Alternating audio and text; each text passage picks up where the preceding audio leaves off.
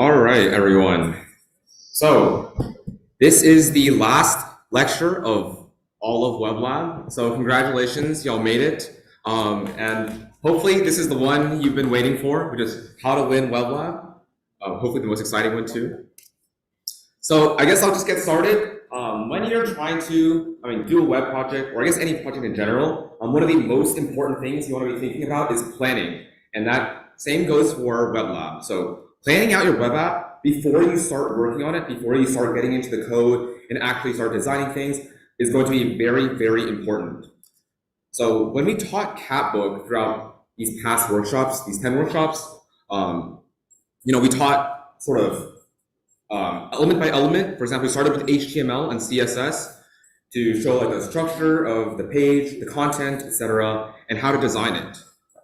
And then we moved on to things like the client-side JavaScript with React, ways to set up the sort of interactivity of the front end, and some API calls.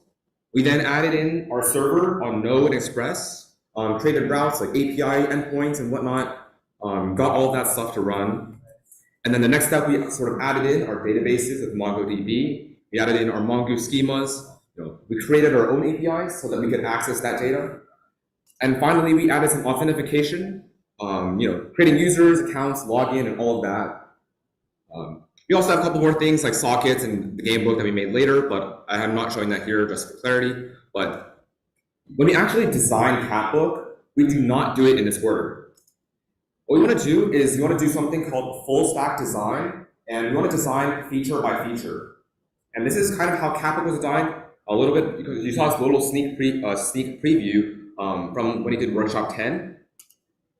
And what this means is you want to design with all the layers of the app in mind, like all together. You want front end, you want the server side, you want the databases, you want everything that you could possibly need to use for a given feature simultaneously. And you want to design each feature sort of independently from other features. So for instance, you might design the home page, you might have the profile page, you might design a chat feature, and so on. But you would want to build each of these features and design them sort of together before moving on to the next feature. So just a quick example, for Catbook, we have like a profile page. And one thing we might think about when we're designing a profile page is a sort of list of steps that we need to do. So the first step we might do is creating a bunch of wireframes. Y'all did this in milestone 1, hopefully. These will be very useful for you as you move forward. And then once you have some wireframes, you have an idea of what your app will look like, you might move on to building something like a component tree for the front end. Maybe you can draw out the boxes, like what information needs to get passed down, what states need to be stored, or what props need to get passed down to your children components. And then once you have that, you can move on to something like designing the APIs for this given feature. Like what information do I need to get from the server? What information do I need to send to the server in order for it to work? And then we have things like the database, schemas on the database, how should we store our data on the database, etc. So for instance, for our profile page, we might have something, like we start out with an idea of what we want to do. Like let's say we want to just display some information about the user, and then you can see it and you can interact with it maybe. So the feature is just a way of displaying information to the user, or about a user. And I would think, well, what do we want the user to see? So maybe we have a page like this, we might draw it up in something like Figma. Maybe you've drawn something in Notability or any other software. We just kind of draw out like what we want the thing to look like. And some to-dos we might write for ourselves is, hey, maybe we should use some Figma. Maybe we should figure out what buttons redirect to what, like where to the navigation go, etc. And now you might think, okay, so once we have that design, how do we convert that into code? So how do we translate that into an actual front end? And this is where we start coding in React. So for instance, with a page like this, we might think, okay, we need to create a couple files. Let's start with maybe a profile.js file. We might need a CSS file to make it look pretty. Now for the server side, we might think, well, now once we have this page, we have some way of displaying things, how do we get the data for it? So what does the client need in order to display what we want to display? So in this case, you might think, oh, the server needs to send the client some information, maybe the about me information. Maybe there's a cat happiness feature, and you want to send that cat happiness value. Maybe you just need to load the user's name or like a profile picture or something like that. So we'll think about these kind of pieces of information that the client will not have inherently. We'll have to ask the server for. And so these will inform us as to what API endpoints we need to write and sort of what HTTP requests we need to send to those API endpoints. So for instance, in this case, we might think, oh, we need to make an API endpoint for the user's name. And then we'll write an API endpoint for that name, and we'll call it in, and so on. A couple to-dos you might come up with here. We can create maybe an API endpoint to get user information, to just sort of give you the data. And you can kind of think about, brainstorm what you need to use when you're sort of designing this kind of server. Now, once you move on, you might say, well, now we have a server. We have data on the client. We have a way to send the data from the server to the client and display that. Well, what if we want that data to stick around? Maybe the next time we log in, we want to still see that data. Then that has to be stored on a database. And so we might ask ourselves, what data do we need to store? Maybe in our case, we're storing information about a user. So we might think, okay, if I need to be able to see the user's name in the future, or other people see the user's name when they look at our profile, we want to store the user's name. If we want them to see our cat happiness, or if we want ourselves to see our cat happiness, we want to store that cat happiness value. If you want to see that sort of about me blurb, we'll have to store that as well. And so you can kind of come up with a list of things that you need to store for each kind of item that you want to have saved away. And so this becomes your schema. So you might write a to-do that says create a mongoose schema or a model. Now, once we have all of our to-dos, we might put them together in something like this. And now we have a sort of coherent list of all the kind of tasks we want to have done. So just to kind of display the visual information about a user, we might think, okay, we need to create our JavaScript files on the front end. We might think we need to come up with some CSS to style our file. We need to make our endpoints and call those endpoints. And we need to have some stuff on the database to store that information. So this kind of together, this thinking is what we call full stack development. So we're kind of working through the front end, the back end, and the database like simultaneously to create this one feature. So actually for Catbook, kind of way we design something like this. For example, profiles I just mentioned, we have some profile page. We have the name, the description, the cat happiness. For the server side, we define our API endpoints, maybe like /user to get the information that I just listed. We have our database with MongoDB for this user schema. Now, maybe the next feature we come up with is, hey, we want to make some posts on our Catbook. Then we might think that, okay, we need some cards to display those posts. Those cards need to have some information, like the name, maybe the story, the comments, etc. On the server side, we'll need some APIs like /stories to get those stories. We might consider adding something to post those stories as well. And on the database, we'll need to store the information. So it's kind of like another feature by itself. Maybe for comments, we'll have, at the bottom of a card, we might have some place to put the comments. And the comments we want to store the name of the comment, we want to store what the content of the comment is, etc. So in this way, you can kind of plan out each feature that you want to implement for your project one by one, and sort of have each feature kind of encompass all of the things that you need within them to have them fully functional. So very, very important to note, planning ahead will help you stay organized. It'll make life a lot easier for you, and it will save you a lot of time in the long run. So I know it's very easy to kind of like be very excited, oh, I just want to get into the code and start working, but remember, a little bit of planning can go a really long way. And soon, you'll go from something like this to something like this in about 2 hours. Anyway, another very important thing to do is to keep your plan updated.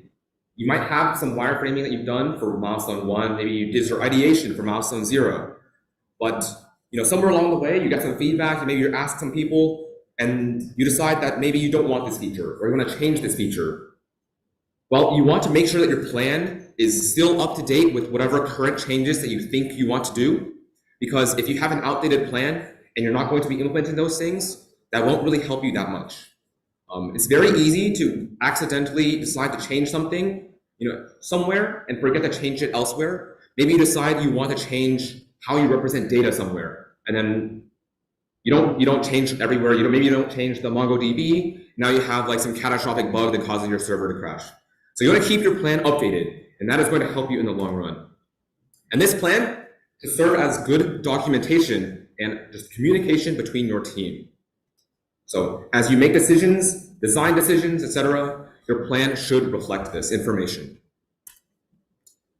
Next very important thing, you should communicate with your team, especially if you have if you have, I guess, one team member, you communicate with yourself. But if you have more than one team member, you should communicate with your team members.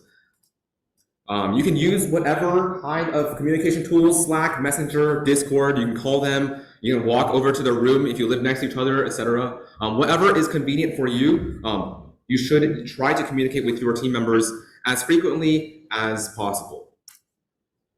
And the reason why is you want to divide up the work. Making a web app can be a lot of work, especially if you're going for some very, very advanced features, and you want to make sure that everyone on your team is sort of being as productive as possible.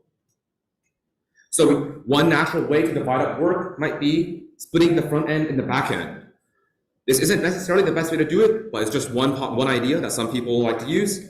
Maybe some people are very familiar with React, very familiar with CSS, and they can kind of work on that front end, while other people who are more into the sort of server side, like the data representation, can go on the back end. Maybe you don't want to do that. Maybe you want to just have each person work on a different feature. Have one person work on the profile, one person work on the chat feature, etc. So in general, you might want to kind of divide up your team into like smaller groups, maybe have one individual working on each feature, or come together and just collaboratively do certain things that are very important and where you need to have everyone know about like how it works.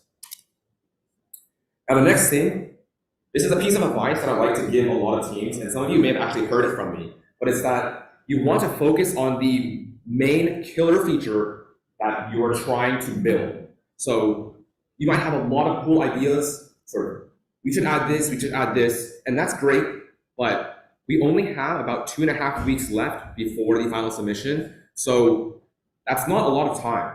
And you want to prioritize getting that main killer feature as good as possible before you kind of move on and expand into other things.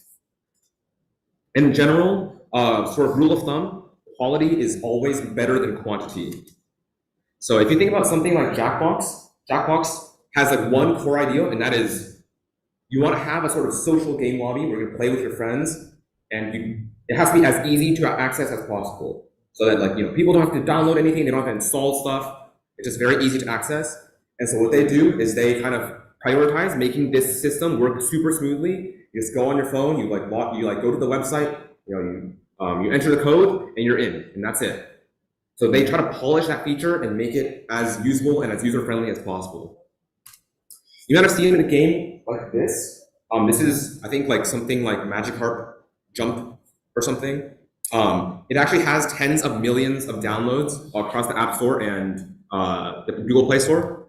But it literally is just a game about like making your Magic Harp jump. That's it. Like there are some random things in addition to that, but the core idea is just you make your Magic Harp jump. And it is very, very successful.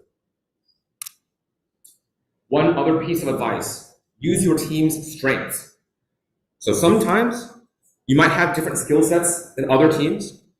If you've ever seen this game called Hollow Knight, or I guess if you haven't heard of this game called Hollow Knight, it's a very beautiful game. It's hand-drawn, has amazing animations and storytelling. You can check it out. But it was created by a team of 3 artists, and they sort of hand-drew the entire thing. And they created this amazing game that's gone on to win awards and just be like very loved by the community.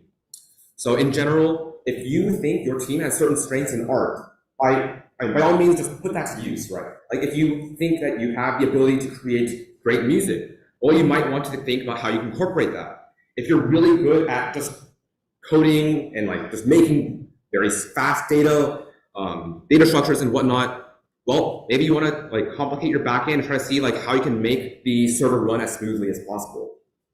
So I think you can use your team strengths and your individual strengths to kind of bring out the best in your projects. And one very, very, very important thing to remember is to keep testing. So one way of doing this, you can ask, you can do it yourself. This is very useful, but also asking your friends, asking other people around you to try out what you're doing or try out what you've built so far. You might ask them, well, what do you think that you're supposed to do? And you sort of give them your app. In general, you should not tell them exactly how to use your app because users will log into your site and they will not be technically told what to do. So they should be able to figure out what they should do. So don't tell them what they need to do and try to let them figure out this kind of stuff on their own and see, maybe were they able to do it? Like what kind of intuitive flow did they come up with in comparison to yours? When you're designing a website, it's easy to kind of fall into the trap of knowing what all the features are supposed to do and how to use them. But when someone else is using it, that is almost always not the case. So you should leave them alone, let them try it out, and you might ask them how it was. One other thing to consider is you might end up asking a bunch of questions to them.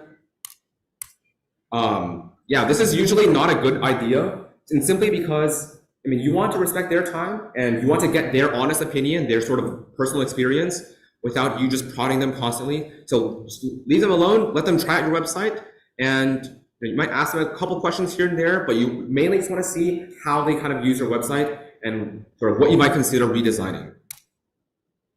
And you also want to get opinions from many different people. If you ask one person, they'll give you some great feedback.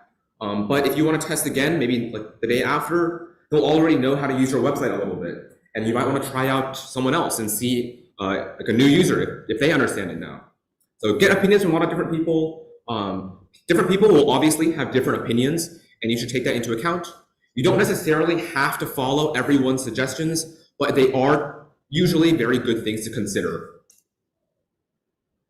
The kind of cycle that we generally advocate for when designing projects, especially in WebLab, is you want to build, test, polish, and just repeat. You want to repeat that cycle until you get to a state that you're happy with. And when you're stuck, you can always ask on Piazza, weblab.is/Piazza. People are almost always awake. You can also come to office hours. We'll have plenty of office hours throughout the next couple of weeks. They'll all be 7 to 9 p.m. You should be able to see them on the calendar on weblab.mit.edu/schedule. All the office hours will be listed, and we will also try to send out a Piazza announcement every day that there is office hours, just to remind you that there is, and you can come out and get help. We also have a hackathon tonight, 7 p.m. to 1 a.m. in 32082. And you can also join online at weblab.is/q. We will have food. You should come. If you need help, this is a great opportunity. It is also the last hackathon before milestone 2 is due. And with that being said, good luck on your projects. I wish you all the best. I'm very excited to see what you guys come up with. I've seen some amazing things for milestone 1 already, so hopefully you come up with some amazing projects. And just a couple last reminders, milestone 2 will be due this coming Tuesday at January 24th at 6 p.m. sharp. We will not accept late submissions, and that is because we need to grade them immediately.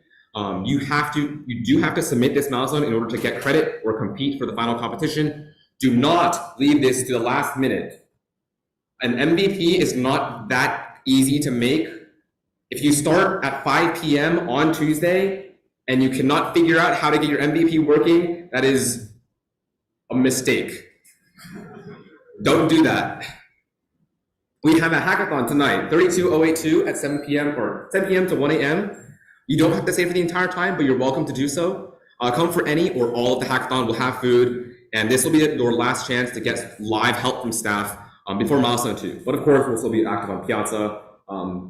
So if you need any questions, just ask there or come to hackathon. But yeah, good luck. I'm excited to see your projects, and thank you for coming to the WebLab lectures.